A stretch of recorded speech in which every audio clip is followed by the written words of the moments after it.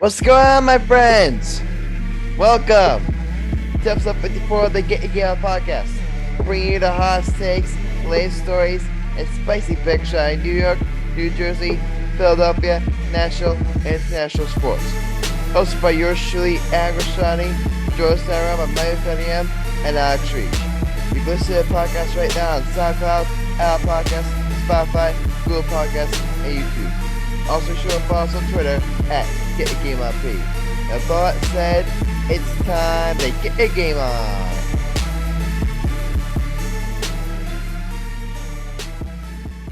Guys, we have a very, very special guest joining us today. I met this man 2 years ago when I first started covering the New Jersey Jackals, and this guy, I was a bat boy for the Jackals for so many years, and he's still with the Jackals, producing a lot of great media content and more, helping the Jackals scout players. And he is the creator of Billy the Bat Boy's Corner, and he's also the host of one of the hosts of the Pinstripe Chatter podcast, Billy Pinckney.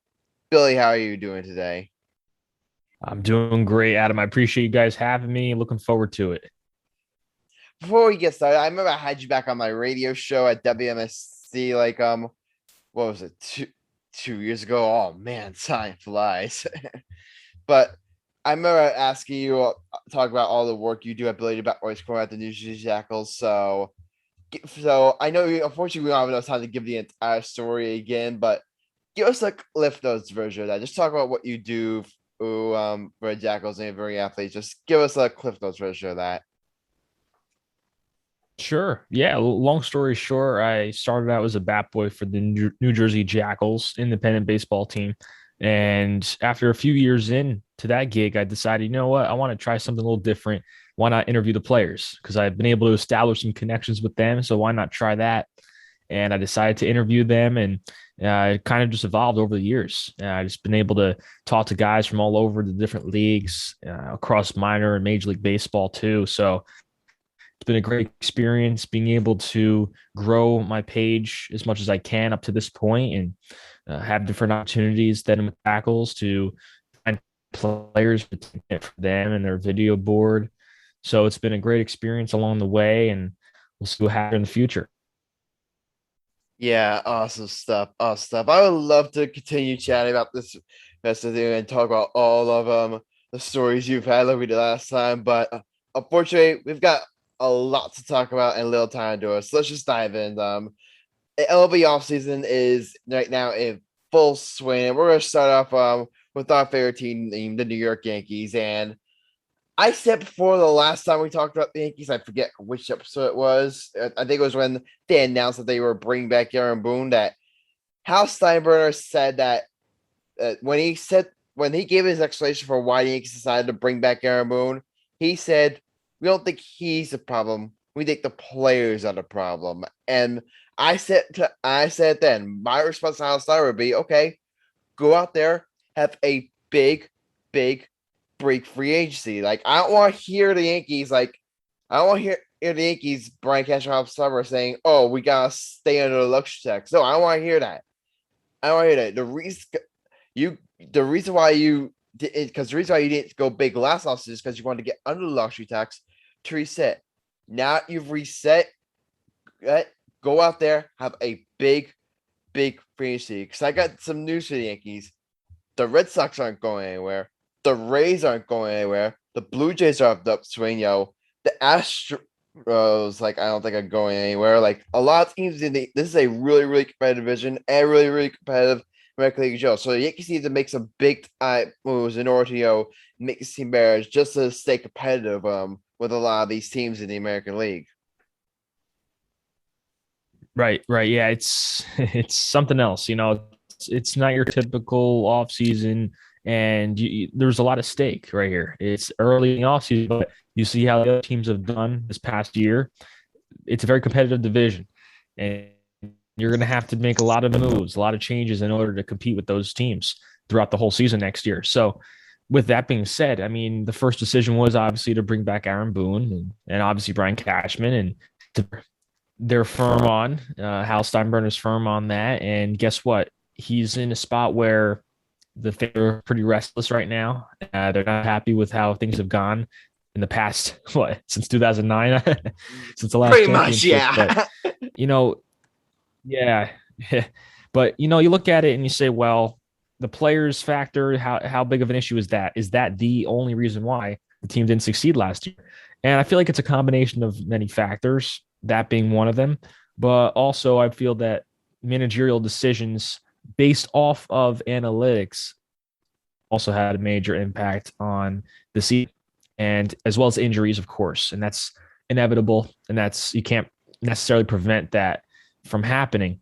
But when you look at it from this perspective, the perspective that I have, I say, well, then you have to let Aaron Boone make himself. And if you use analytics and utilize time, don't force feed information down his throat where he has to make those decisions based off of what the computer is telling him to do. And that's just long with finding the right group of guys, finding more durability, more durable players, guys who are more agile, who have some speed, steal spaces.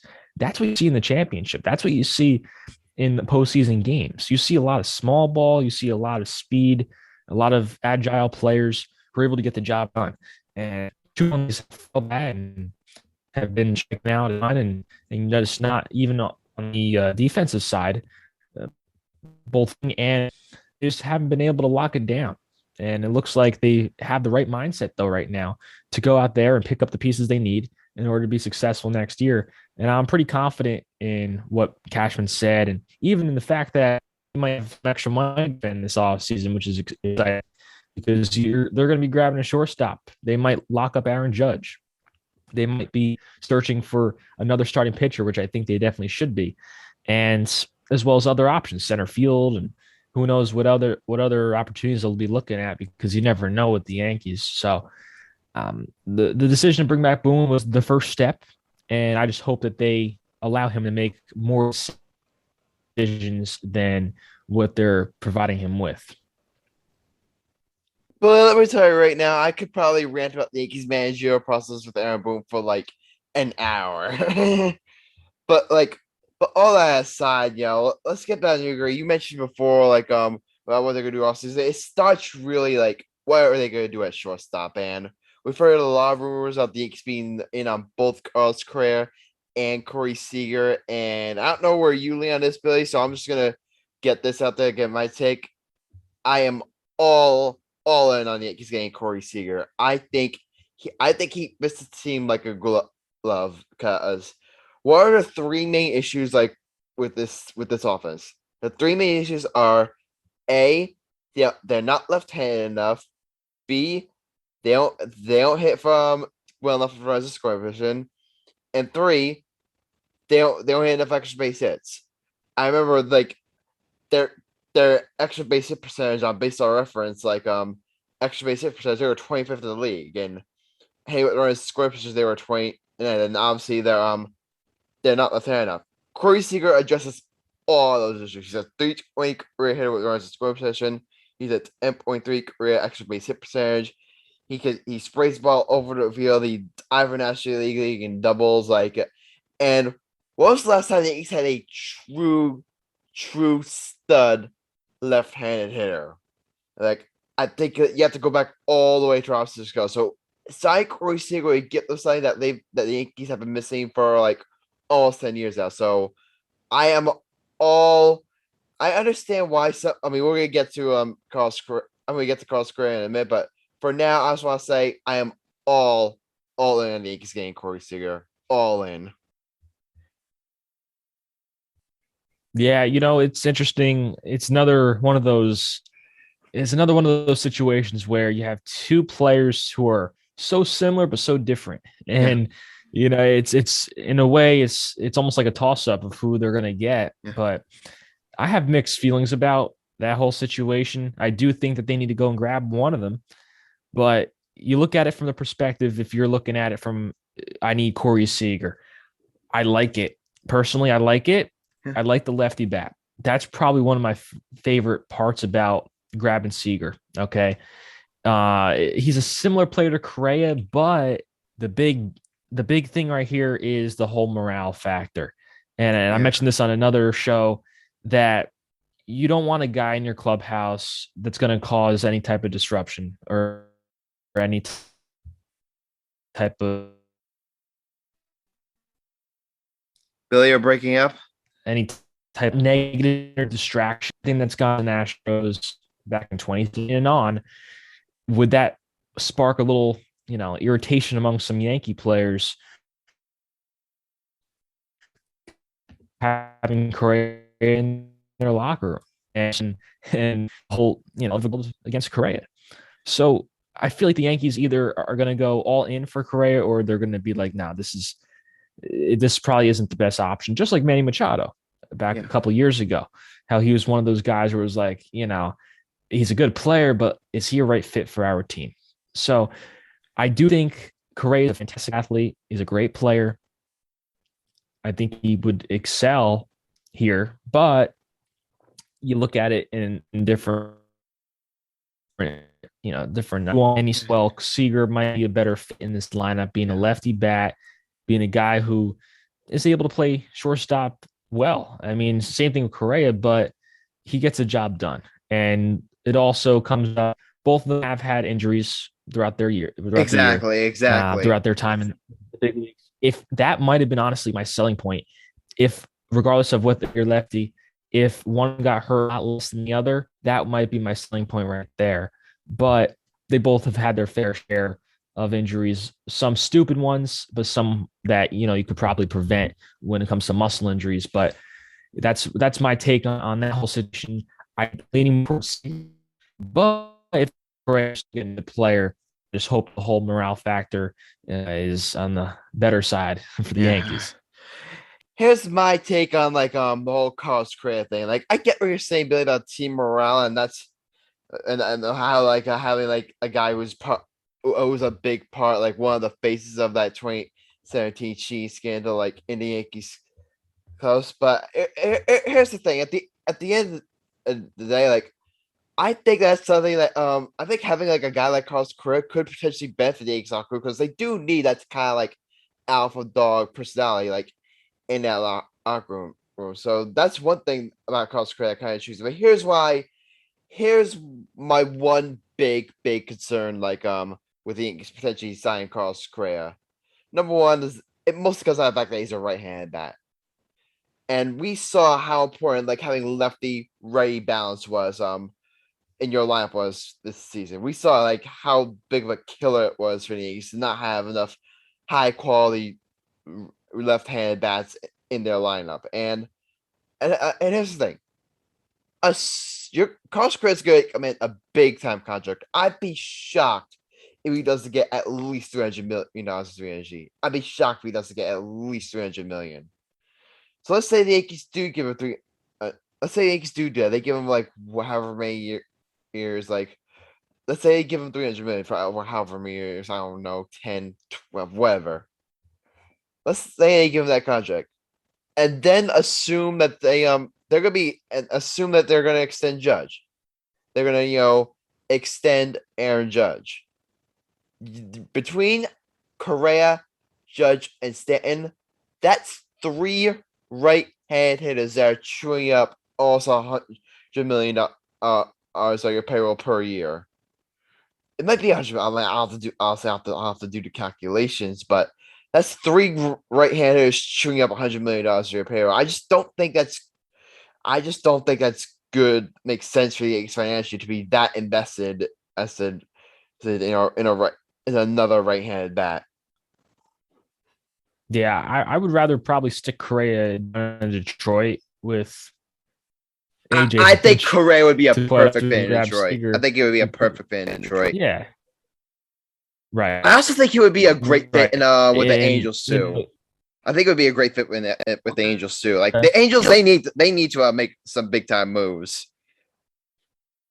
And they could use a shortstop. They got to do something with that once in a generation talent, Otani, and then Mike Trout. I mean, you got to do something with those guys. You got to win some ball games there. Exactly. I mean, I could rant about the Angels forever, but getting back to like obviously the shortstop conversation, I remember hearing some Yankee fans like because I feel like the perception among some big fans is that a lot of Yankee fans I talk to, they're all in on Carlos Correa. Yeah, just for the record, just for the record, I wouldn't be mad if the Yankees, got Carlos Correa because at the end of the day, you are getting, a stud player. You're getting one of the best shortstops in baseball. So I honestly wouldn't be mad at that. But at the end of the day, I just really strongly prefer Seager. That's all. That's all I'm saying. Among the two, if I just really lean towards Seager, and I remember hearing some Yankee fans and saying that they don't want Seager because of his injury history, but they ignore Correa's injury history. It makes no sense because I remember looking this up. If you exclude the 2020 the shortened season, this season was Carlos Correa's first time playing a full season since 2016. Like, and I honestly think that the injury issues with Seager are kind of overblown. Like, he had Tommy John, like, what was it, 2018, and this season where he got hurt, it was a similar. Remember when Judge got hurt in 2018? It was due to it was a week he got hit by a pitch, and there's not really much you could do about it. So I think the whole injury prone narrative of Seager is overblown. Right. Yeah, I agree. And then you go back to Correa, and it's like if you have the thought process of okay, we can't beat him, so let him join us. The villain, we can't beat him. Let's have him join our team then and help us beat those other guys. So I'm not knocking on any Yankee fans who think that we should grab Correa because obviously if you they just do like get you Correa, mentioned I just wouldn't now, be mad. I you're wouldn't getting be a good mad. shortstop. Yeah. No, yeah. So we'll see what happens, but this is gonna be a long off season of a lot of different. Yeah, it's gonna be wild. But moving on, there's a lot of discussion. Like, I don't know if you heard the reports, but there's a lot of discussion of what the Yankees gonna do at first base. And in the beginning, for a while, it looks like they're gonna bring back Anthony Rizzo. Like, Anthony Rizzo is interested in returning to the Bronx, and then we hear this bombshell that the Oakland Athletics are interested in trading any Matt Olson, and B, the Yankees are interested in a trade for Matt Olson. So I'm going to give my take on this.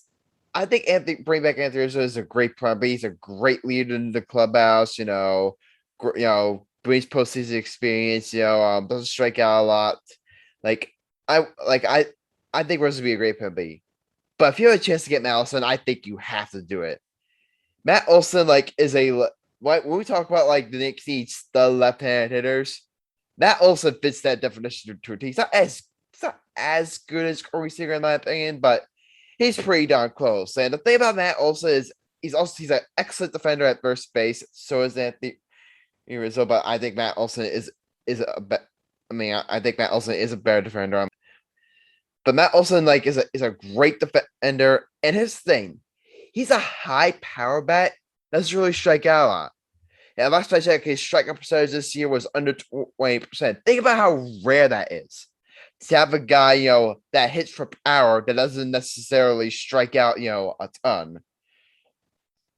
So yeah, I think Rizzo. I would love Rizzo back, but if you have a chance to get Matt Olson, almost every single prospect not named Volpe and Dominguez needs to be available, in my opinion. The Yankees, if you had a chance to get Matt Olson, you do it. Yeah, it's interesting. I really, I don't know what my thoughts are on the whole Olson or Rizzo thing because you saw the type of act that Rizzo had, not just at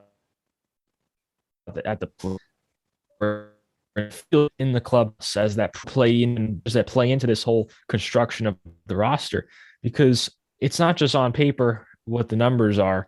It's also what kind of guy you have in the clubhouse. And Olson seems like a cool guy, but Rizzo's a vet. He's been there. He's won a championship. He knows what he's doing, obviously. And I don't know. I have no clue, but I do know that a trade needs to be made. A big trade needs to be made. The Yankees got to send prospects somewhere because they have so many guys who they can't protect in the Rule 5 draft. And you can't just let those guys go without getting anything for them. Exactly. So I do believe, though, whether it's for Olson or not, there is going to be a hefty trade or two maybe broken up into two different trades or maybe one bigger one, where you see a bunch of prospects getting moved because maybe they're not top prospects, but they're still maybe ranked prospects or guys who are maybe flying under the radar that teams want, because you got to get those guys out of here and get somebody for them, a big league ready guy who's going to succeed and produce at the big league level, because you don't want to see another situation like Garrett Whitlock going to the Red Sox, or Oh somebody yeah, who's just going to come back and shut. You don't want to see that, you know. And even Brian exactly. Cashman mentioned that he whiffed on that whole situation. It is what it is. It happens, but there are a lot of guys who aren't protected, who won't be protected once they finalize the 40 man, and they got to move those guys and get somebody for before other teams. Yeah, definitely. I've also heard of some rumors Do. that the Yankees might be on Luis Castillo. I mean that would be a great option too. I mean, I personally prefer like a different route Yeah. towards getting another side pitcher, which I'm gonna mention later on in the show. But again, I think Anthony Rizzo is a very strong plan B. Like if let's say like the Yankees can't work out a trade for Matt Olson and they decide to bring and Rizzo back, I wouldn't have a problem with that either. I just think that like we have a chance. I think there, I think we have a chance to acquire a guy like Matt Olson, who is again. Here's the thing: Rizzo's like 32 years old, so he's getting up there in age. Matt Olson is like 27, and is like in the middle of his prime. So I think if you have a chance to get like a talent like Matt Olson, I feel like I feel like they should really try to make that deal happen. So that's just me personally. Alex, you had your hand raised. Go ahead. We'll see what happens. Yeah, we'll see what happens. Go ahead, Alex. He's our resident Phillies fan, by the way, just so you know. Go ahead, Alex. I really want to see. I really want to see Corey Seager take his ass to Philly. I at The Philly, and then what? We get Didi back. Seager for Didi, Maybe 1-for-1. Andrew McCutchen. I honestly, in all seriousness There you though, go. I really feel like I think the Phillies are gonna have a big offseason too. I mean, they just fell short of like they were in the race for the playoffs for like all season long. I feel like that it's time for the Phillies to like really take that next step to try and compete for a playoff spot. So I think they're gonna make some big moves too. Yeah, yeah. No, the Phillies. I always like the Phillies, especially when Joe Girardi took over as the manager. So I'm hoping they do well as well. I would love to see Yankees Phillies perhaps World Series game next year. That'd be pretty sick. Yeah, and you mentioned Joe Girardi. You actually met Joe Girardi a couple times, right? Yeah, yeah. I met him at this dinner, and then I met him at Yogi Berra Stadium. They were filming where it was based on catching pop ups. So they had a big machine popping up balls, and then they had a Wow. drone and all these cameras and stuff. Just watch that. Yeah, but getting back up to the rest of this Yankees offseason, I mean, I just heard this. I believe Brandon Cuddy just had this report this today that they are interested in a guy that I think would be great for the Phillies, but if they could get him, like I would be thrilled. So I think Starling Marte would be an amazing addition to this team. Like like center fielder, plays great defense, and led them. I believe he led the major leagues with stolen bases. Is this season, if I'm not mistaken? Like they used to need that type of like base runner, like in their line. They haven't had like a base runner like that since what? Derek Jeter, Jacoby Ellsbury, Yeah. Prime Brett Gardner. It's been a while.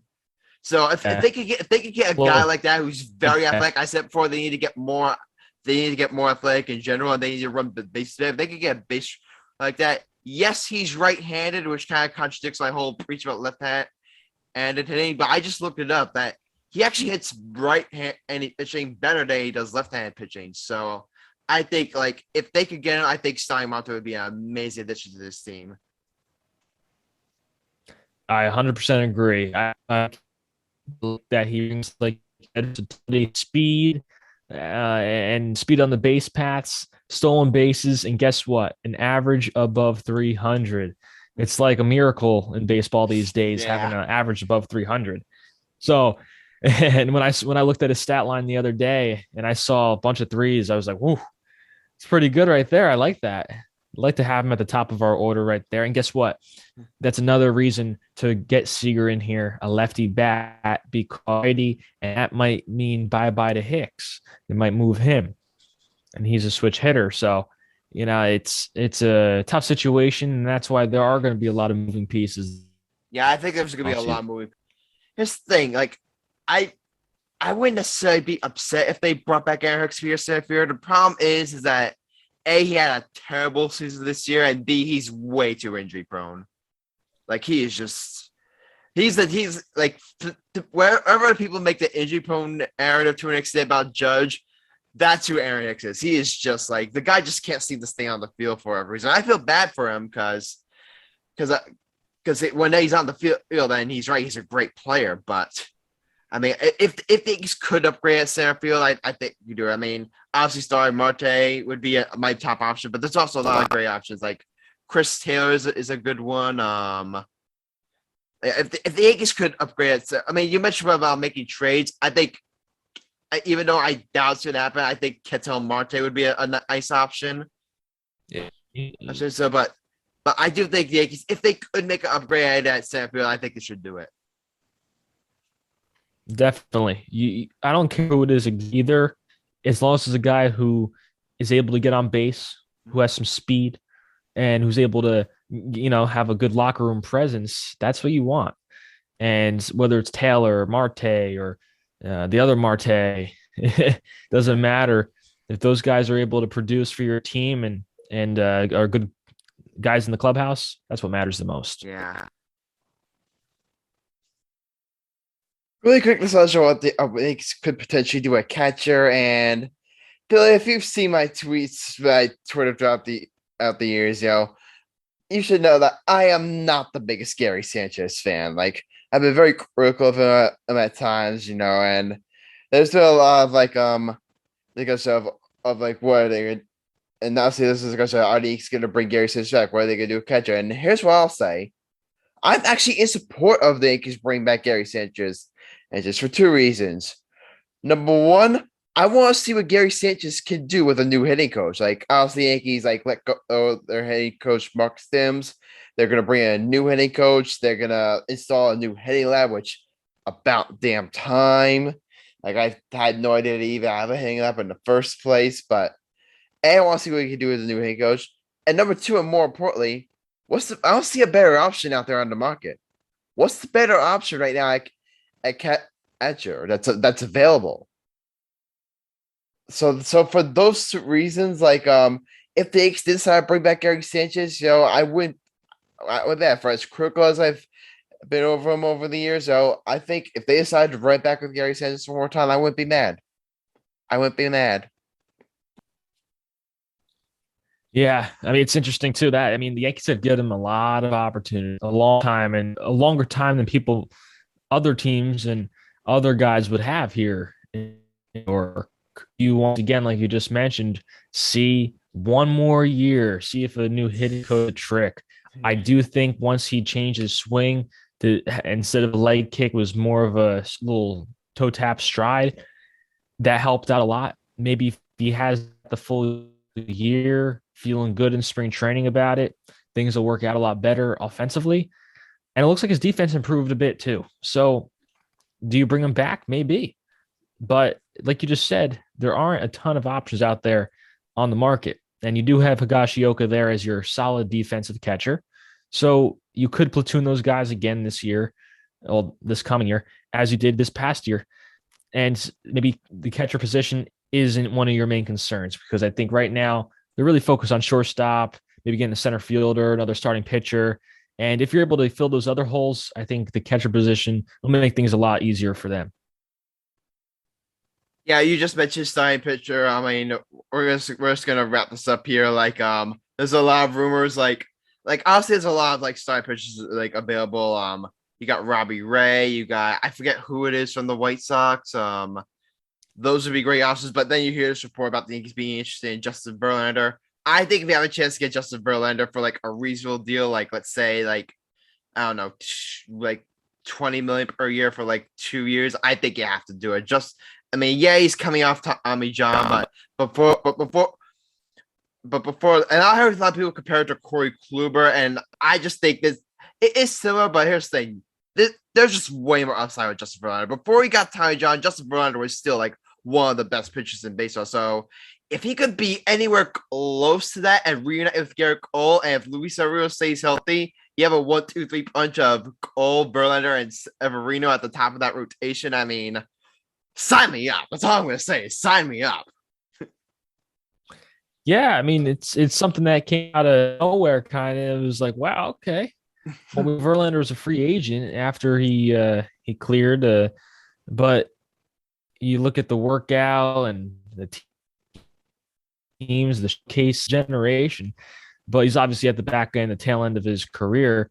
Do you make the same bet that you did on a guy like Kluber and even Tyone?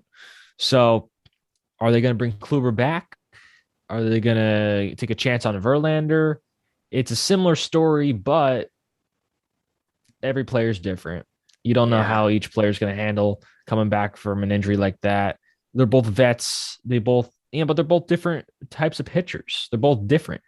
And you never know. Like one could flop, one could just shove and be completely different from what somebody else might have thought they were going to be.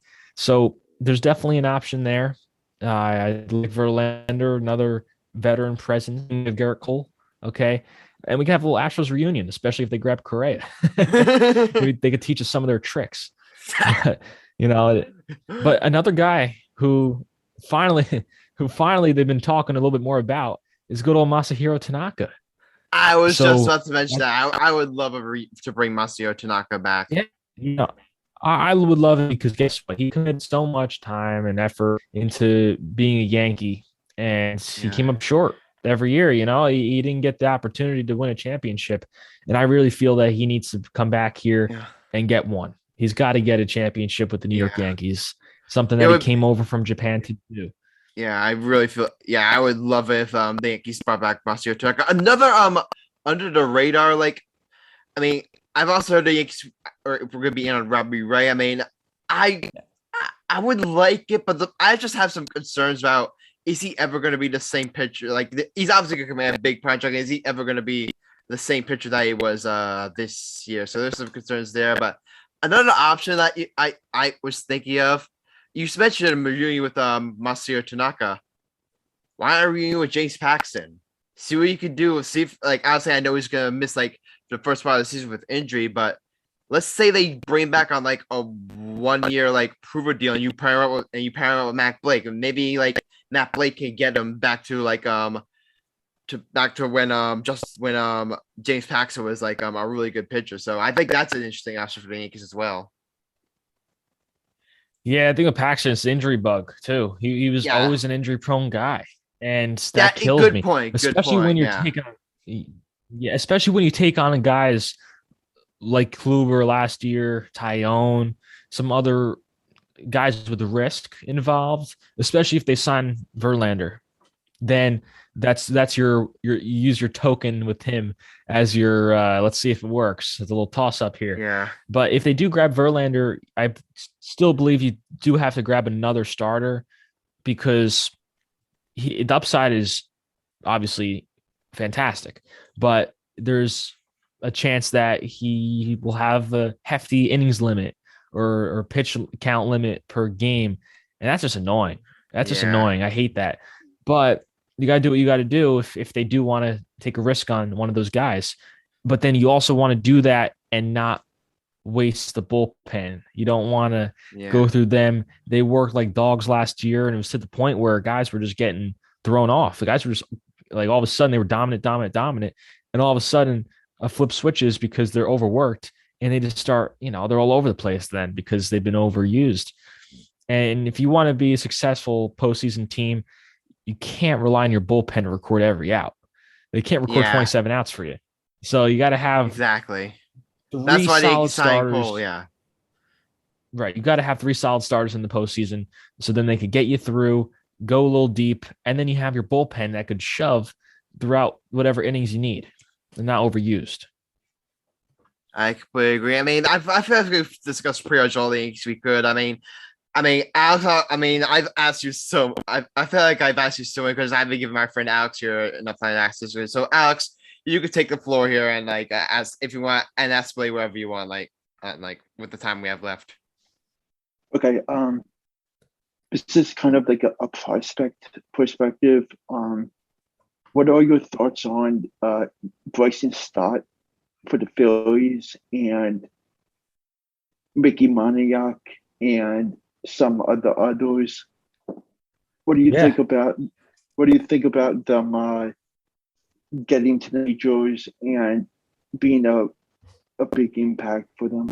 Yeah, I mean, Scott's a solid player, obviously, and a guy like Moniak, someone who I'm more familiar with because I interviewed him a few years ago. Moniak, he's another solid player, and I feel like they might have pushed him along a little quickly because he was a young kid and might have tried to get him up there a little too fast. But hopefully, he made the right adjustments this past year, spending some time in AAA and even the big leagues and big league camp. That hopefully helped him out for this upcoming year, and this should really be a solid year for him coming up. He needs to have a good year at the plate. And you've seen glimpses of it. He's capable of doing great things at the big league level, and he's still young. I mean, he was drafted out of high school. I interviewed him when he was 18, I think. He's still young, and he's got a lot of upside. So first rounder, first overall. So I'm definitely looking forward to seeing what he could do at the big league level full time for sure. And then the Phillies, they got a lot of guys too. I mean, I always went to games in Lakewood to see the Blue Claws play, and I saw a lot of guys come through there. And one guy who I saw there was Cornelius Randolph, and he's a free agent now. So we'll see if they bring him back or not and see what they do there. Speaking of Cornelius Randolph, what exactly happened to him? He was been a big part of the organization, and I think that he didn't have what it took. Yeah, it's looking like he got hurt a lot. So it's one of those situations where you have top prospects, guys who come through, and you're like, man, this is going to be a good guy right here. And all of a sudden, they get hit with the injury bug a little bit, and they're sidelined for a while. And who knows? A team will take a chance on him. Definitely. I don't know who. Maybe it's the Phillies again. Who knows? But he's got the tools to be a productive hitter, and we'll see if the Phillies do decide to bring him back, because he's a guy who he was recognized as one of the better guys in their system years ago, I remember. And these kinds of things happen. So we'll see what happens. But one thing I learned throughout the years is, guy's a top prospect doesn't mean that they're going to make it or succeed as well as people thought. Alex, do you have any more? My last question is, what are your expectations on the Phillies this upcoming season? The Phillies? Yeah, the Phillies. Yeah, I'm hoping they do well. Like I said before, I like the Phillies. I like their ballpark, and I like their manager. And they have a great staff full of a couple former Yankees coaches too. So I like that end of things. And then you have guys like Bryce Harper and all these other guys who are solid players. I mean, I think they have to add a few more pieces on the pitching side and maybe a couple hitters. Obviously, Marte's somebody they were looking at, but I really do like what direction they're moving in. But they have a lot of competition as well. They're facing the World Series champion Braves in their division.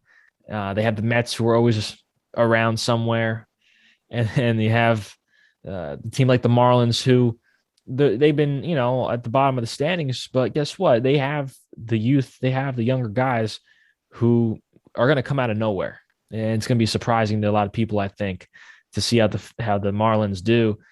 And it is what it is with that. But I do see the Phillies being a solid contender this upcoming year after they make some moves.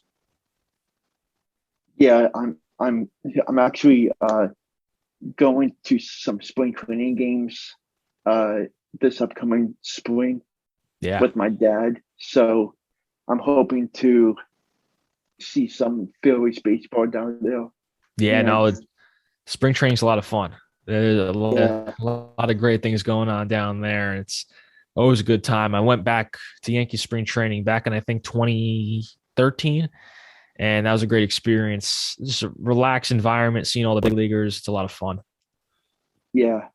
I mean, I I was supposed to go last year, but since COVID got in the way, I couldn't go. So I'm definitely looking forward to going this upcoming spring. Awesome. COVID got in the way of a lot of things for all of us. Yeah.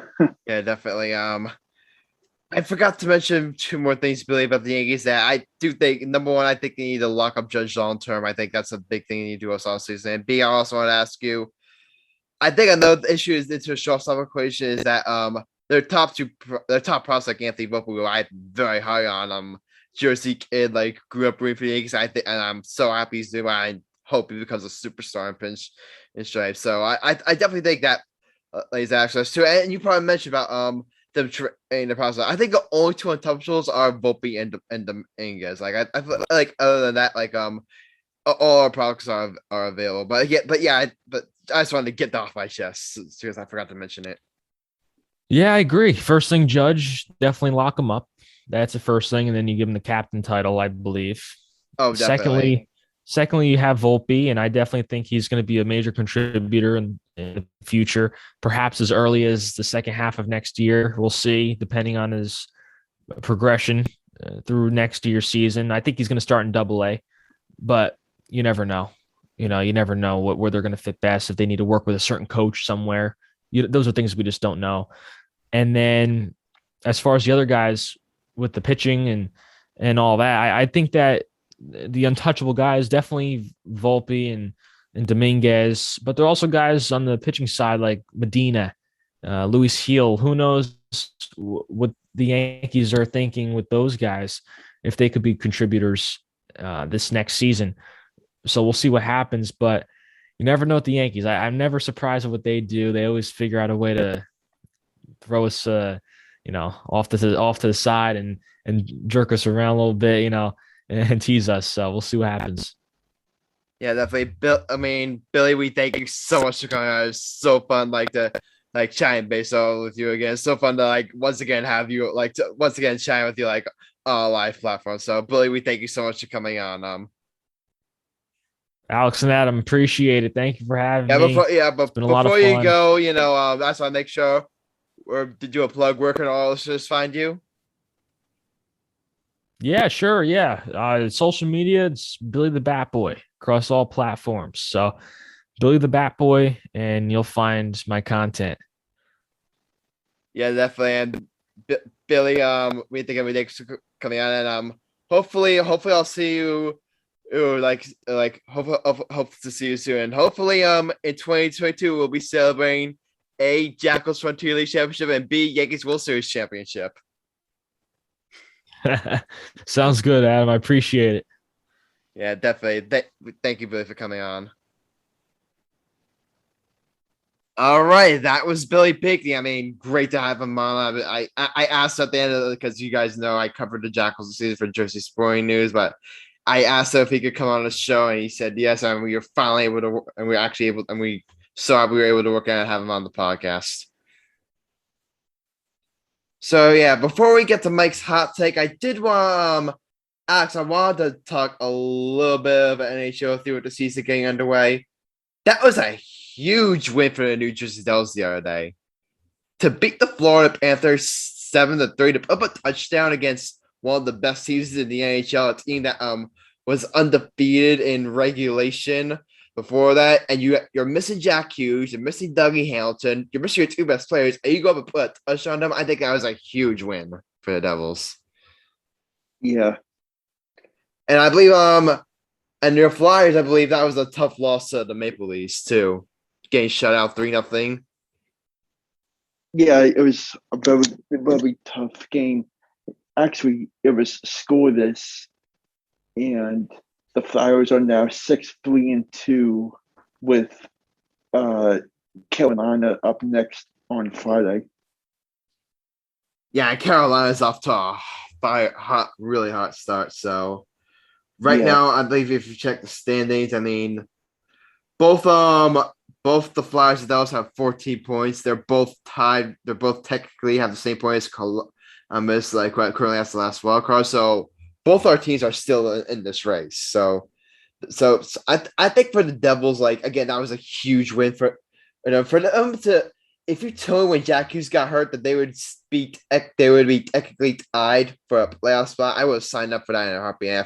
If the Devils could just tread water like they've been doing until they get Jack Hughes back, until they get Dougie Johnson back, I think they could go on a run. I really believe that. All right, now we gotta move on to we showing up late today because we couldn't make our wonderful interview with Billy Pinckney. But you know what? Better late than never. We are ready to move on to the segment of the show. What pun am I gonna use this time? The segment of the show. Oh man, I'm stuck here. How about you should let my dad give me a pun? Alex, how about you go? Can you create a pun? I'll let you create the pun this time. I can't think of one. I got one. I got one. What's the pun? Like his top takes are like Steph Curry's jump shot, nothing but net. Mike's hot take, Michael's Cunningham's hot take, take it away. Nailed it. Thank All right, you. Michael, go ahead. Take it away. Yours. You know what? I was at work today. Me and my friends were talking about this at work. How Scottie Pippen said he was a greater player than Michael Jordan was. And I was thinking to myself, said that? He said that. It was all over Instagram, all over NBA News. He said that because there's a book coming out. I'm like, Scottie Pippen, you're arguably a top 5 best small forwards to ever play the game of basketball. But here's the thing. Even that, I think, is a bit of a stretch. Here's the thing. He's one of the top small forwards to ever play the game. He is. I don't know about top 5 though. I'll have to think about it. Out of small forwards, Adam, you stick to baseball. I stick to basketball. Okay, let me see if we can name 5 better small forwards. All right, let me think. LeBron James. I can name this one. LeBron James, Larry Bird, Kevin Durant. Can't count Kevin Durant yet. It's still early in his career. Next. What? It's still early in his career. Wait. Are you telling me right now that he is Kevin Durant is all right? If he retires, then I'll put him on there.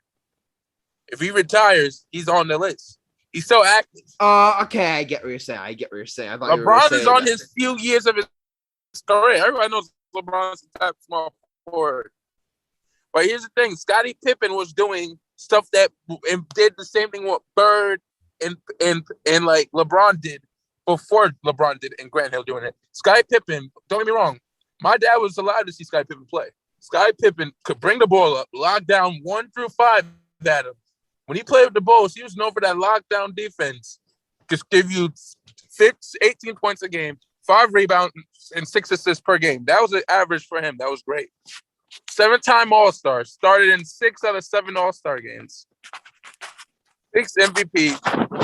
However, here's the thing. He said he could have been the NBA Finals MVP, but only one man get the time. Player probably the great. We all can agree that the greatest NBA player of all time is Michael Jordan, hands down. But however, you guys were probably the most dominant duo in the history of the NBA. I dare you to name one better than Michael Jordan and Scottie Pippen. I dare you. If you can name one, I'll be impressed. My dad says Kareem and Magic, but that was different. But that's the point is, but here's the thing though, Pippen and Jordan never lost the finals. I think Pippen and Jordan is top. I mean, yeah. Here's the thing though, Pippen had opportunities to be the man for the Bulls when Jordan left in 93, 94, 94, 95. But however, when Jordan retired for the first time, the Bulls were the 4th seed. Okay, they got the job done. They won the first round. But here's the thing about Jordan, guys. Jordan never lost to the Knicks in the playoff series by himself. And all those years he played the Knicks when he had Pippen. Pippen lost to the Knicks without Jordan. So that's telling me Jordan dominated. Jordan made players lose confidence. He made NBA Hall of Famers not have championships until he left the league. You guys get what I'm trying to say? Malone never won one because of Jordan. Stockton, can you name some big guy? Malone, Stockton. Sean Kemp, who's probably the greatest dunker in NBA history. He didn't get a ring because of Jordan. Gary Payton had to wait until Miami Heat in 2005, 2006 to win a championship with D. Wade. I'm telling you guys this. Jordan broke up the dominant duo between Hardaway and Shaquille O'Neal, boys. You know what I mean, Adam? But however, I don't think Scottie Pippen should have won those NBA Finals MVPs. He was a main contributor for those Bulls win those 6 championships. You know what I mean? You're the best player in the whole game. You're the best coach in the whole game. You're the best one, the best Scottie Pippen was a top 10 player in the 90s, boys. You know what I mean, Adam? Yeah. He was a top 10 player, but to say he's on the same level as Jordan, that's like saying Kobe Bryant is on this. It's like saying, how can I put it in some terms you can understand, Adam? That's like Hideo Tani on the same level as Derek Jeter as a leader. I mean, Shohei Ohtani and Derek Jeter, that's a really weird comparison based on, but I get the point you're trying to make. I mean, what? How can I put it? I honestly no. I feel like Scottie Pippen has always had an inferiority complex to Michael Jordan. I've always felt that way. I remember years ago, like when in 2010, he said like LeBron James was the best player to ever play the game, and no, this was like what 2011, and this was after that when LeBron like choked in that Mavericks series, and I'm like, what the heck are you saying that now? That debate, Jordan and LeBron, is a lot closer now than it was, 10 years ago. But when he said that, I've always thought that Scottie Pippen has always held an inferiority complex to Michael Jordan. I've always felt that way. But here's the thing, though, big guy, you got something to say about this? Alex, go ahead. I definitely agree with what Mike had to say. Here's what the thing about basketball is, boys. We all watched the game. We all studied. Here's the thing. Pippen, I think it's been always envious in Jordan's shoes. Here's the thing. Pippen wanted to be the guy. He had an opportunity to be the guy in 93, 94. He blew it. He, in the video, when Pippen was wearing Jordan shoes, the Jordan 10s, in the video, saying, I need you to come back to the Bulls. Pippen called Jordan personally and said, I need you to come back to the Bulls so we can win a championship. So Pippen was like, you know what? I think he was always envious of the guy. But however, he was always envious of the dude. But I believe, in my opinion, Pippen won't be on the same level as Jordan.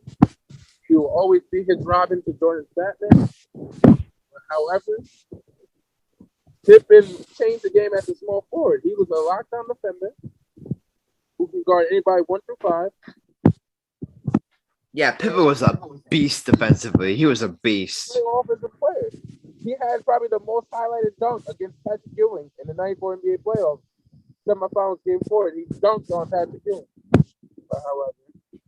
But that's a different story. But that's the end of my hot take. What do you guys got to say? I mean, Michael, I'm gonna great hot take. I'm gonna approve this one. I mean, pretty much every single point you brought up, I agree with. I mean, Scottie Pippen, like I said before, he's easily a top 50 player of all time. But I'm sorry, he's not on the level of Michael Jordan. He's not even close, honestly. And I said before, I've always felt mentioned about me thinking that Scottie Pippen is jealous that he doesn't get as much credit as he feels he deserves for that Bulls dynasty. So, Michael, I am 100% approving your hot take. All right, Alex. So yeah. All right, Alex, go ahead. I approve. Okay, good. I didn't want you to disprove that we would have to find a way to sell it. So, Michael, your hot take is to improve. Your record is now 50. Your record is now 50-4. Congratulations. Thank you, brother. Thank you kindly.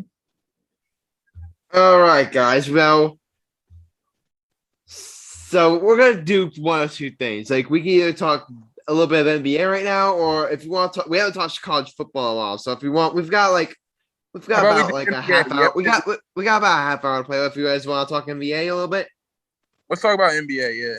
Yeah, let's talk about NBA. I wish Sam was here. I really wish Sam was here because I really am about to call out you and Sam right now, Michael. I'm about to call you out and roast you to pieces. You want to know why? What? Why? I remember when I made my NBA season predictions video, when we made our NBA season predictions video, you all scoffed at me for picking the Warriors to be the first seed. You scoffed at me. And look at that Warriors right now. They're 9-1. They're the first seed in the West. Steph Curry is playing unbelievable basketball. So, Mike, I'm going to ask you, do I not have the right to hang on the rim here?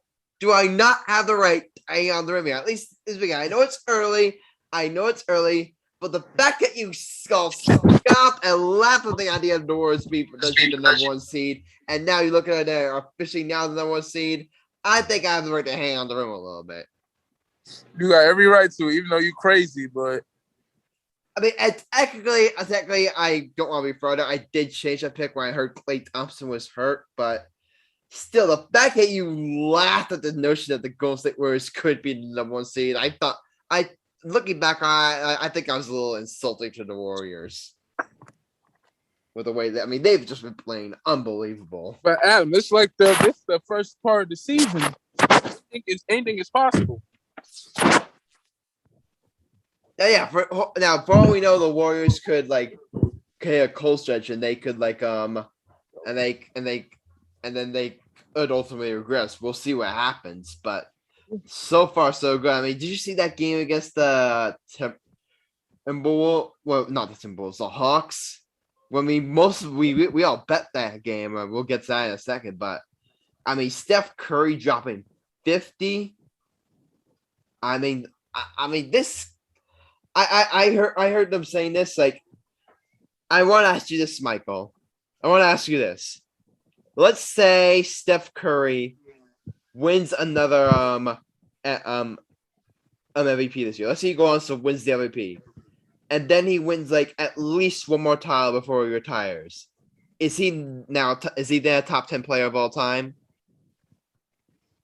He has to win the big one. He has to win the big NBA Finals. Yeah. That one. Yeah. I definitely think he needs to add the Finals MVP to his jersey, but still. He has to win the NBA Finals MVP. If he doesn't win it, I don't think he's a top 10. Yeah, you have to win the NBA Finals MVP to be at least in that category. You know what I mean? I hear what you're saying. I'll have to look at some of the all-time greats to see who's never won a Finals MVP. I'll have to take a look at that list. Scottie's an all-time great, but he is not a top 10. He's probably a top 75. He's top 50. He's top 50. I would say LeBron Pippen, had an MVP, won the NBA Finals. Jordan, Kareem. But here's what I don't say. Only way I love Steph Curry's work ethic. I love him. He's one of my top 5 favorite players to watch right now. I love his whole game. The thing about Steph is he has at least another 5 to 6 years in the league. Another 5 to 6. At least I feel. He had crappy ankles. His ankles weren't that strong enough to be as a guard. He wasn't. And then here's the thing. He changed the game in the NBA. Don't get me wrong. He changed it. The whole landline, he changed it. He was doing guards. He influenced Trae Young. And Trae Young is the same, I think, in my opinion. The Warriors they have a fighting chance right now. They're the best team in the league. But Adam, you know this much as I do. This is early in the season. Every team is figuring each other out. Yeah. But however, the Warriors get Klay Thompson back. How is Klay going to fit? Now the Warriors try to get Klay Thompson back in the fold. And that's what's going to kill him. Here's the thing, though. I don't think Klay Thompson is going to be a type of player that's going to be that hard to get back in, like, the swing of things. He hasn't touched the basketball in 2 years. I get what you're saying, but I feel like he's never really relied on, like, his explosive. He's not really a guy that you've looked at to be, like a real ball-down type player. He's more of an off-the-ball guy. I feel like it's easier to work, I mean, Michael, you're more of a basketball expert than I am, but I'm thinking it's much easier to, move an off the ball guy like back to this than it would be like an all on the ball guy. Because really, what are they going to do? How difficult is it going to be to get Klay Thompson back? Well, all he's going to do is really for most of it, just make threes and play defense. They're going to have him on minutes restriction when he comes back. They don't know when. Here's the thing, though. They're definitely going to have him on minutes restriction when he comes back. I definitely agree with you there. Like, for example, I think Klay Thompson is probably the second best shooter in the league right now in this era. It's Steph and Klay, so. Two best shooters. Easily two best shooters. You could argue that they're the two best shooters of all time. Debatable. They're the best backcourt, in my opinion. Yeah. They're the best backcourt. I would have said the second out. They're the top 5 backcourts in the NBA in this era. Steph and Klay, Booker and Paul, McCollum and Lillard. Ooh. I don't know about the 4th and 5th. I would say. I feel like by default, even though he's not playing, you got to throw Kyrie and Harden in there. But Kyrie's not playing yet, so. Exactly. I said even though he's not playing. I said that. Even though he's not playing, you got to say Harden and Kyrie. Yeah. But I would say 5th. Oh, that's a hard one. I would say my sleeper. Everyone's gonna sleep. One thing, I'm crazy for this. If they could put them together, you could put Buddy Hield and De'Aaron Fox. That backcourt is good. They're beasts. That's a beast backcourt, Adam. Yeah, definitely. Yeah. I agree with whatever you say. But, Alex, let me ask you a question, broski. Yes. You still think Embiid is the best center in the league? I think he's in the top 3. Okay. He's top 3, Who's definitely. in the top 3 besides? I can name 2 better centers than him. Cat and Jokic are better than Embiid. Jokic, I'll give you. I can't give you Towns. I can't give you KAT. I mean, I know Towns is a beast. I know he's a beast, but he's off to a great start this year. But after the season Embiid just had, I feel like we gotta see more from Towns before we put up in the same conversation with Joel Embiid. We gotta see more from Towns. He's in the Eastern Conference. In the Eastern Conference, it doesn't have great centers. In the West, you have great centers, but you don't have great. You know what I mean? Mm-hmm.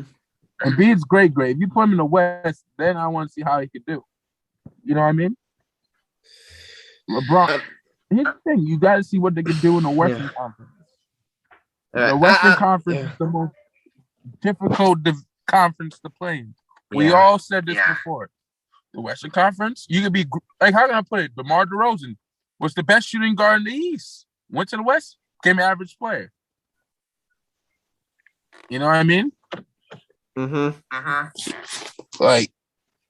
It's hard. Kawhi Leonard changed that narrative. He started in the West, and then he went to the East. I'm telling you guys this. A lot of Western Conference players that aren't all-stars can be an all-star in the Eastern Conference. God, I'm telling you guys. Yeah, but Alex, I wanted to ask this to you. You're talking about is Embiid still? You're asking if Embiid is still the best center in the NBA. I want to ask you Embiid or Jokic. Who would you rather have? Who's better right now, Embiid or Jokic? You know who he going to pick, Adam? I mean, Embiid is playing unbelievable defense right now, and it's hard to not say him. I feel like it's debatable between those two right now. I really feel like it's a close debate between those two. And plus, he's dropping more than 18 points a game. And B's dropping what, 21 points a game? Let me check up the stats right now. I got the stats right here. Embiid right now is averaging. Jokic is averaging 25 a game, and Embiid's averaging 21. So Jokic has just been like on another level. I really feel like I really feel like Jokic has surpassed Embiid. Honestly, I feel like Jokic has surpassed Embiid. Embiid's a close two, but right now I think Jokic is easily the best center in the league. I feel. Record. If Embiid could win an MVP, then I'll say he's the best center. All right. We'll have to see what happens. I mean, you guys know this as much as I do. Whoever is the MVP of the season is the best player in the league for that year. Oh yeah, I definitely agree with you there. They're the top of the mountain. They're at the top of the mountain. Yeah, and so Jokic gets knocked off the mountain. He'll be, if Jokic is not the MVP, if Joel Embiid is the MVP, I'll say he's the best player on the planet for that year. You know what I mean? We all know this. But let me ask you a straight up question. Do you think whoever wins the most final, if an All-Star wins the most All-Star MVP award, is better than the MVP? What do you guys think about that? What? You guys think whoever wins the NBA Finals MVP award is better than the MVP award? Who wins the most valuable player award? I mean, I feel like it depends. Because some players, you could be great in the NBA playoffs and you can win the MVP award, NBA Finals MVP. Like, for example, Andre Iguodala, who was the 2014, 2015 MVP. Yeah, NBA exactly. Finals. Like even though I won that war, you're not going to say that Andre Iguodala is the best player in the world. I'm sorry. You can't say that. No, he's not. I just say whoever – here's the thing. You could win, like, the MVP award and you can't do anything in the first round. Like Dirk Nowitzki's Warriors, they lost in the upset to the Warriors that year. In 06-07, he was the MVP. But however, I'm gonna bring this back old school. I think Steve Nash should never win those MVP awards over Kobe. I'm sorry. Debatable. I'm sorry. Debatable. You're a Net fan. That's why he's saying that. Here's the thing, though. The reason why Nash he played better because the rules changed. Because how is that impact MVP voting though? Why should they take that? Why should they take that into Kobe was averaging more points, more assists, and more rebounds that year. Okay, if he was to say he was averaging better numbers, I could get that point. But if you're one argument, he benefit from the rules change. But if you're one argument against Steve Nash for not being MVP, is that he benefited from the rules change? I really feel like that's an unfair argument. I feel like that's an unfair argument to make. Adam, if I don't all players make benefit from the rules change? If you want to say Steve Nash benefit more than others, fine. But still, if the rules change, like all players can benefit from that. So I feel like it's unfair.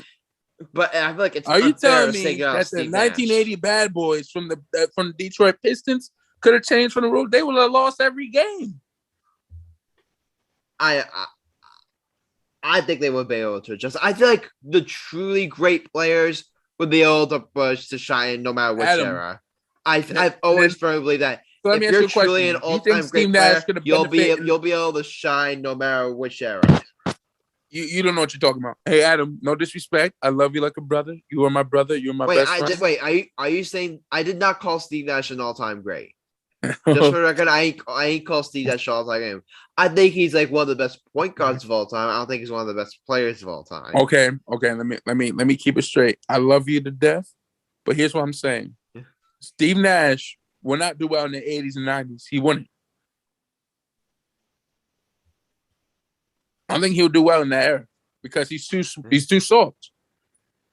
Wait, hold on. Let me ask you a question. You had Steve Nash wouldn't do well in that era. He Would Steph Curry do well in that era?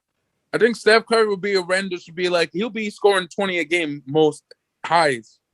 I don't think he would do well, but because he doesn't go into the paint that much, he just shoots threes. So I think people won't be able to guard it like they can do it now. People can't guard it now, but in the 80s and 90s, they still won't be able to guard it. And let me ask you guys a question: this Jordan, who was averaging 32 points before when the hand check and everything, how many points do you think he would score now? I think he would score 50 a game. Without the hand checking error, he would score 50 every game. Debatable. What? Debatable. Adam, he was scoring 32 in the hand check error. He was scoring 32 in the hand check error. So what? That was the most dangerous era of basketball in the 80s and 90s. Alex, just because it was more dangerous doesn't mean it would be harder for him to score points. I quit. Wait. Time out. So hold on. You're saying that Jordan would score 50 in this era. Probably that he would score more. Hold on. Easily. Let me switch it way around. Will LeBron James not score as many points in the handshake era? LeBron would probably be lucky if he scores 24. I'm done.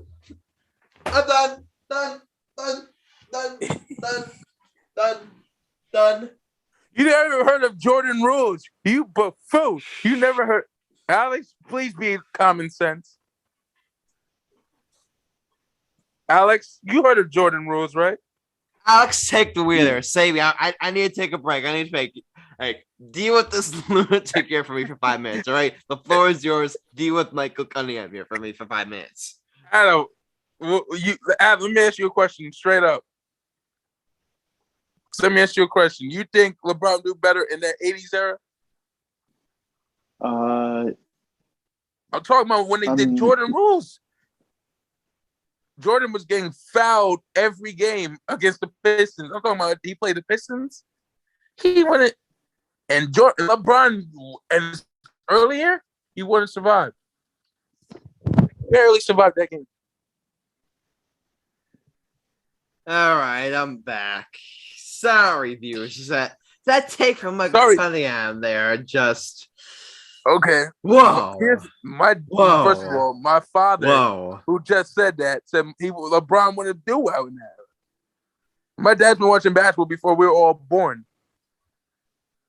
Adam, let me explain my reason. LeBron wouldn't be able to handle hand checking, but the much of an athletic freak is, you tell me he wouldn't be able to handle hand checking? He would, but Adam, Michael Jordan. Here's the thing. Yes, there was hand checking in that era. Yes, there was hand checking. Yeah, let me finish. You're not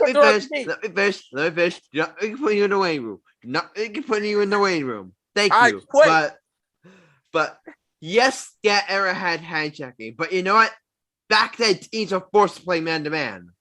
They were forced to play. There was no such thing as zone defenses like there is in today's NBA. Like defense now, they're much more complex than they were in the 90s. So yes, the 90s era was more physical, but I'm sorry, Michael, you can't just discount like how complex defensive schemes have gone. Now, I agree. I think Jordan would have averaged more points like in today's era because of how much of a freak he is. I think he would average more, but I can't give you that he would score 50 a game. I certainly can't give you that LeBron James, who could easily score 30 a season, would be lucky to average 25. I'm sorry, I can't give you that. Can I explain my reason? Because I watched basketball in my life. You haven't. Here's why. You heard of Jordan rules, right, Adam? Yeah, you've watched basketball your entire life. You watched more basketball. I mean, that doesn't mean you're automatically right in this situation. Here's the thing. You heard of Jordan rules. Here's my question. You have heard of Jordan rules, have you? I've heard of them. I'm telling you, you have Bill Laimbeer, Dennis Rodman, John Sally, Joe Dumars, and Isaiah Thomas claiming you in midair, fouling you that whole error, elbowing you and bleeding. Come on. They were brutal. But my father seen the bad boy era. That was his favorite team. Isn't that right, big guy? And he's seen that Jordan. LeBron would be lucky if he gets out there alive. He'll be more lucky if he can score 20. I'm telling you guys this. That era of basketball's no joke. Adam, you hate pain. Imagine you go against Bill and Beard. That's why I think the NBA was more difficult back then than it is now. Do I think LeBron's a generational player? Yes, he is. Do I think he will be doing the bad boy era? He'll probably be great, but he won't be the best player in that era. He wouldn't. All right, we're gonna have to save this whole debate for another episode because you really let's get lost. I mean, boy, trust me, Michael, we'll resume this debate, but we'll resume it at a later day because we're running long. Because before we get to our bets, I do want to ask you, like, this is our first time. I mean, we did kind of talk about the Lakers and their slow start. I mean, the Nets are off to a really great start. I mean, they got off kind of like a slow beginning season, but now they picked up. They've won like what? How many of their last 8 games? They're finally on a roll. Kevin Durant is playing unbelievable basketball. I mean, LaMarcus Aldridge is playing a big role. I mean, there's James Harden is off to a rock step. I think he'll get going. I mean, I think if you're a Nets fan though, you're like me. You're like, just get us to the playoffs. Who even cares about the regular season if you're a Nets fan? Just get us to the playoffs. A, get Kyrie back, and B, get to the playoffs. That's all I care about as a Nets fan. Well, let me say something about Adam. When I asked you about that trade about Harden, you hated that trade. I did. I will say this. Thank God they made that trade for Harden. Thank God. I said at the time I was in favor of the Harden trade. I could not have been more wrong. Because Adam, I called you that same day. You were like, I am not a fan. My one issue was that they traded away Jared Allen, who's like I thought it was going to be like a really stud center in today's NBA. So I thought that was a big loss. But you know what? At the end of the day, adding Harden was just worth it. It was just absolutely worth it in the end. Could you imagine if they were doing a situation with Kyrie without Harden, it would be a mess.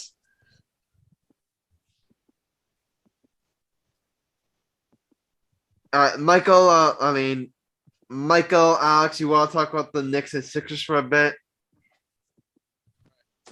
Well, I mean, we kind of talked about the Knicks in our layoff. So, Alex, you want to talk about the Sixers for a little bit? Yeah. I definitely want to give credit to Tyrese Maxey for playing out of his mind last night against the Milwaukee Bucks, even though they lost. But he's an unbelievable, young, talented player with a lot of experience to come his way, and he's going to be a very good asset down the road with this organization. And I think that people got to realize that he has the talent that some of the biggest names in the NBA has. And I think that having that special kind of talent in a young man like him, he's going to be around for a while. And I'm definitely going to I would not be surprised if the Sixers keep him for longer than expected, and I'm really hoping that they do. And getting back to Bias, Danny Green, and Embiid down the road will be a major help. And I know that this COVID situation is a struggle for them, but I'm just keeping my head up and going game by game. And I think that this team is a very deep team, even without the biggest pieces, because as you could see, they played out of their minds the past 5 games or so, and they definitely have the pieces of what it takes. And I'm definitely looking forward to seeing what happens for the majority of the season without the big pieces, because it's just awesome and fun to watch this team compete. And shout out to Paul Reed for playing and making his name loud, and I'm just really happy for him to get the time on the court and show people what he has in himself. And I think that going forward, this team is doing great things, and I just hope that this COVID shit with what's happening with this organization is gone the next couple weeks, hopefully, and I'm just looking forward to a great rest of the season. I mean, hard to disagree with what you're saying there.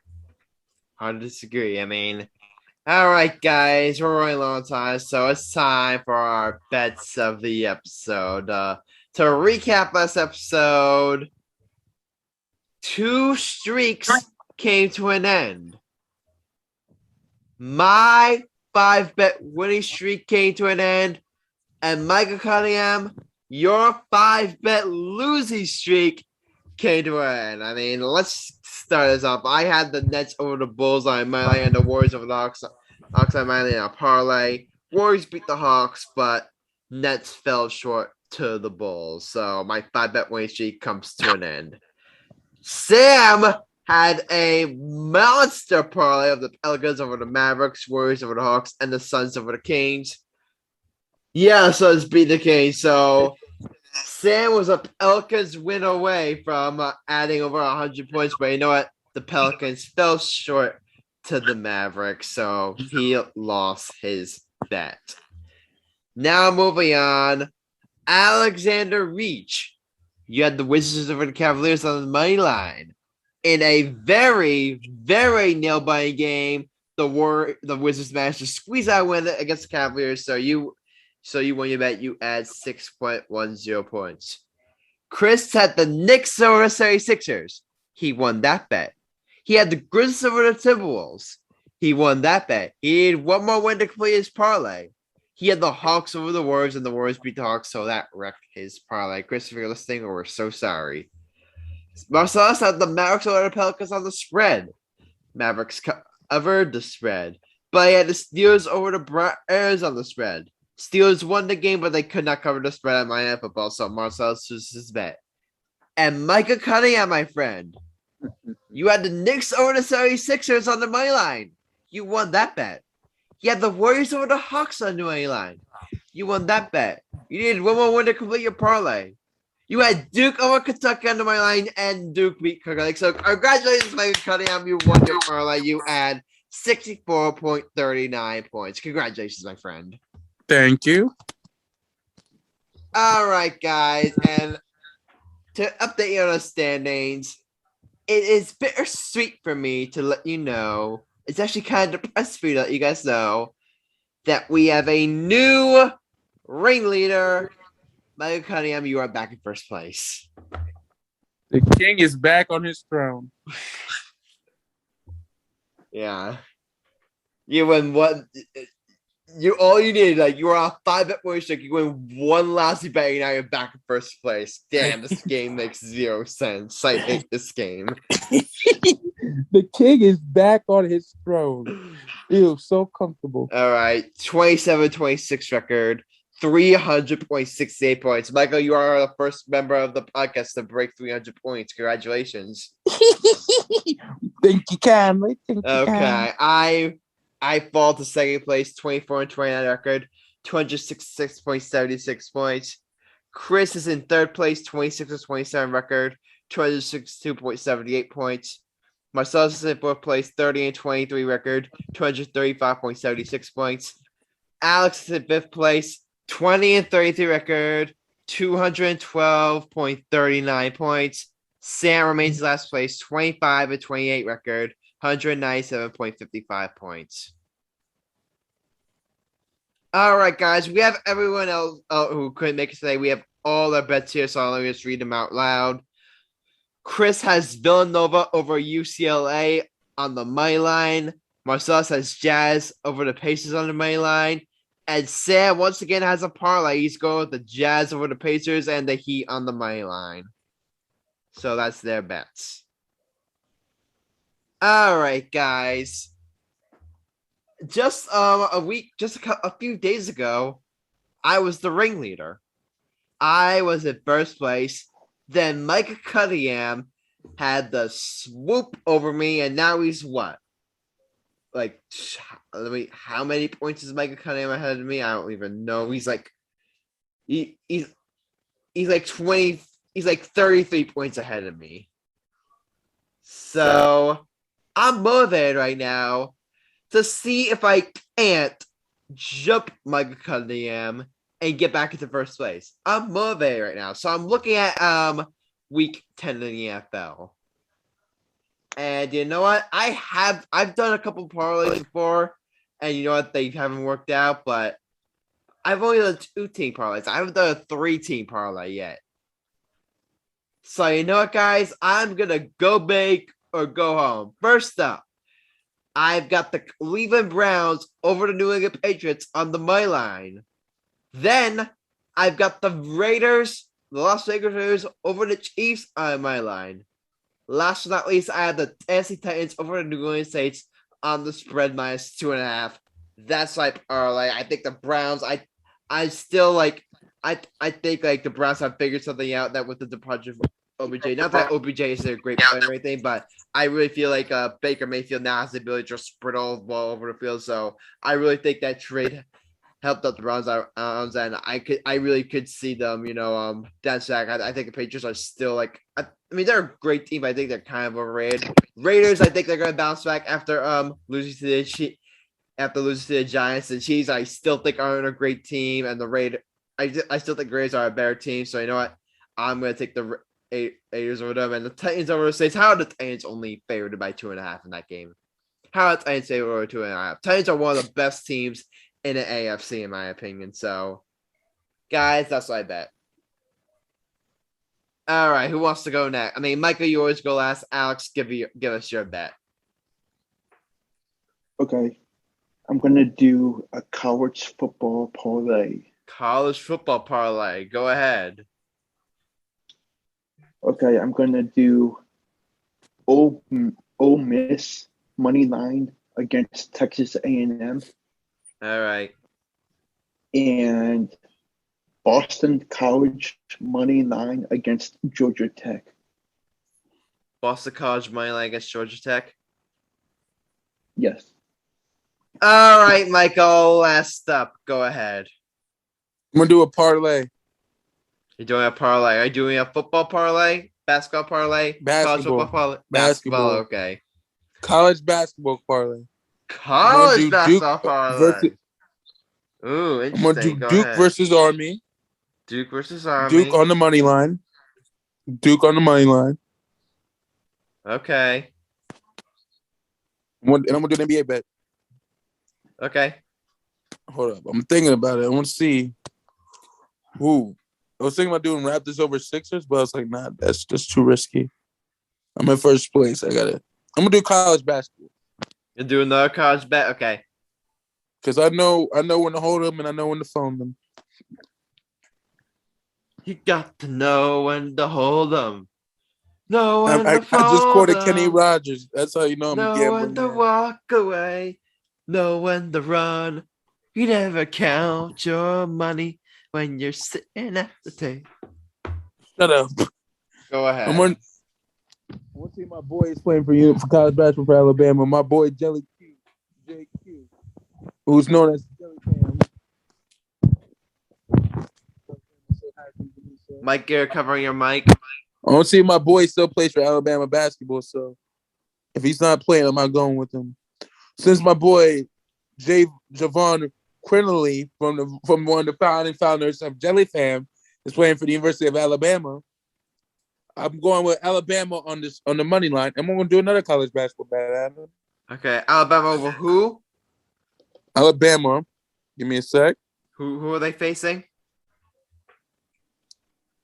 They play South SD State Friday night. Okay, gotcha. Hold up, All I'm right. gonna do one more in my third game parlay. If my man is playing for LSU, if the Wait, no, did you pick Villanova? Nope. Okay, gotcha.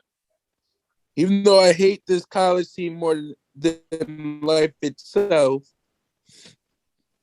even though I hate this team more than anything in life, it kills me to even pick them. You know what I'm saying, Adam? I get what you're saying.